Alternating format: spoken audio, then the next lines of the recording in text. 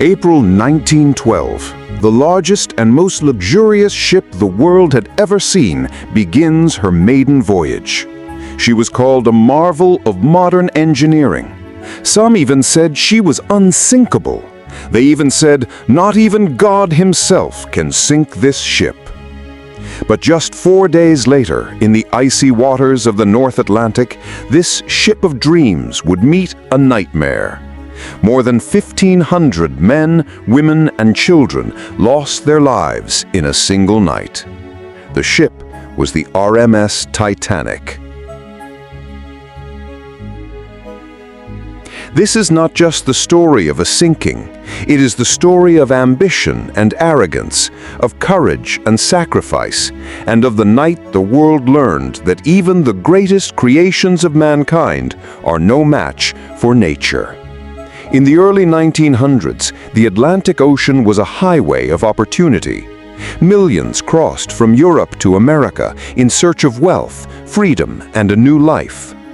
The great shipping companies competed fiercely to carry them, and none more so than the White Star Line. To outshine its rivals, White Star conceived 3 sister ships, the Olympic, the Britannic, and the Titanic. Together, they would redefine sea travel, not by speed, but by luxury and sheer size. In Belfast, Ireland, thousands of men toiled for years to build her. At 882 feet long, with walls of steel taller than most buildings of her time, she was a floating city. Inside were chandeliers, oak-paneled dining halls, and a grand staircase fit for royalty. But Titanic wasn't just about luxury.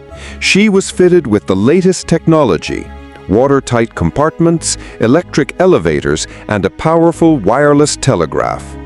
The press called her a wonder of the modern age. And yet, the legend that would haunt her story had already begun. Designers and officials assured the public that Titanic was practically unsinkable.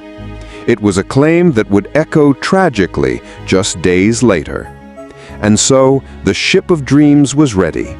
Soon she would embark on her maiden voyage, a journey filled with glamour, hope, and destiny.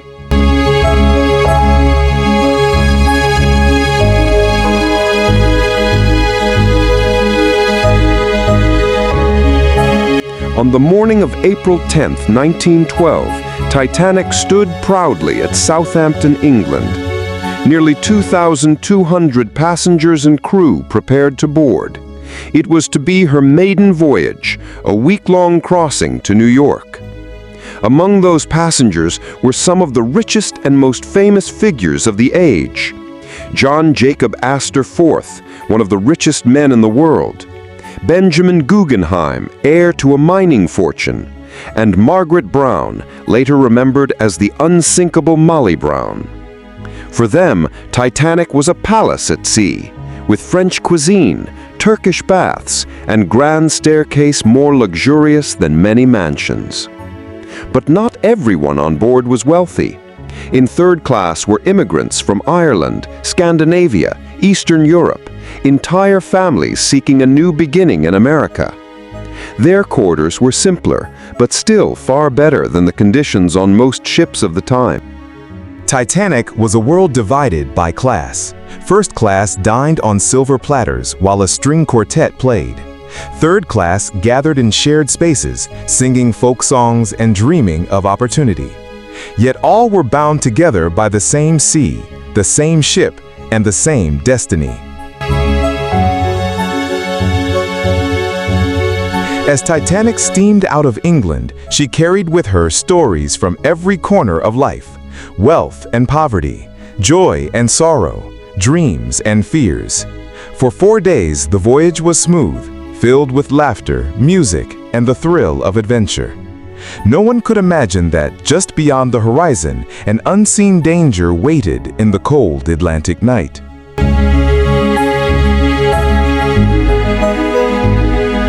For 4 days, Titanic glided smoothly across the Atlantic.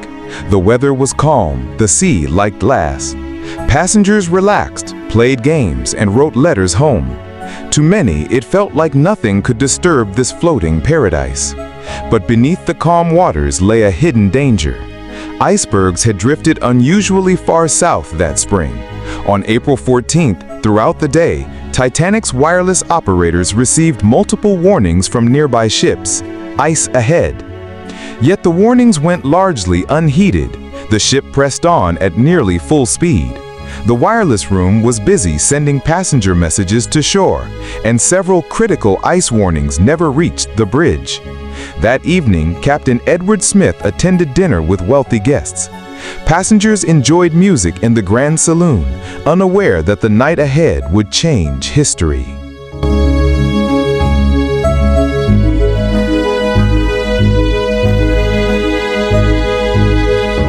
At 11:40 p.m., lookout Frederick Fleet spotted it, a dark shadow looming ahead.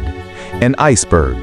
"Iceberg, right ahead!" he shouted, ringing the warning bell. The officers ordered the wheel turned hard to port, engines reversed. Titanic began to swing, but it was too late. The iceberg scraped along her starboard side, tearing open steel plates below the waterline. The sound was like thunder.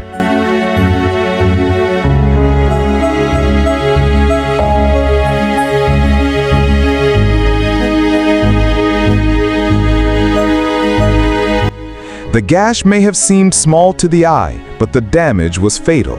5 watertight compartments had been breached. Titanic was designed to stay afloat with 4. The ship's fate was sealed. Within minutes, Captain Smith was informed. The Titanic would sink. It was only a matter of time. Above deck, most passengers felt nothing at all. Some reported a faint shudder, like a train passing in the distance. Few realized that in just over 2 hours, the greatest ship in the world would be gone forever. By 2 a.m., Titanic's bow was far beneath the water, her stern rising into the air. Lifeboats dotted the ocean, filled with shivering survivors who could only watch in horror as the ship slipped deeper into the Atlantic. At 2:18 a.m., the great liner could bear no more. With a thunderous roar, she broke apart. The stern rose high, silhouetted against the stars, before crashing down. Then, in one final plunge, Titanic disappeared beneath the waves. In the freezing waters, more than 1,500 men, women, and children struggled for life. The temperature of the sea was near freezing. Most survived only minutes before succumbing to the cold. Those in the lifeboats could do little but listen to the cries in the night, until, one by one, the voices fell silent. At 2:20 a.m. on April 15, 1912, the Titanic was gone. The greatest ship in the world had vanished, leaving only lifeboats adrift on a black, endless sea.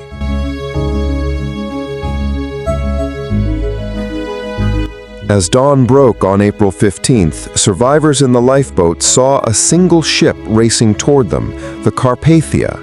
Captain Arthur Wastron and his crew had steamed through the night after receiving Titanic's distress call. By morning, they pulled aboard 705 shivering survivors. But the scale of the tragedy was clear.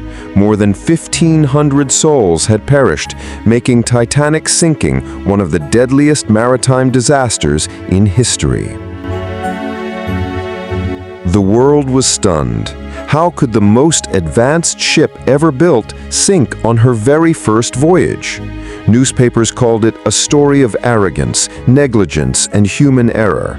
Yet it was also a story of bravery, of men who gave up their seats, of crew who worked to the end, of musicians who played until the waters rose. Inquiries were launched in both Britain and the United States. The findings changed sea travel forever.